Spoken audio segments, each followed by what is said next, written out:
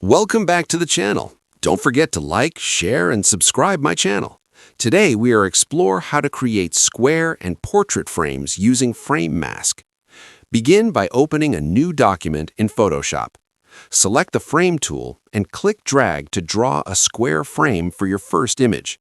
To create a portrait frame, simply adjust the width and height ratio to a vertical orientation.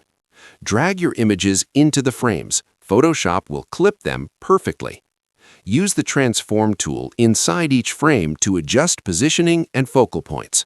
You can also duplicate frames for multiple images with the same size. For precise alignment, enable guides or snapping. Experiment with mixing square and portrait frames for dynamic layouts.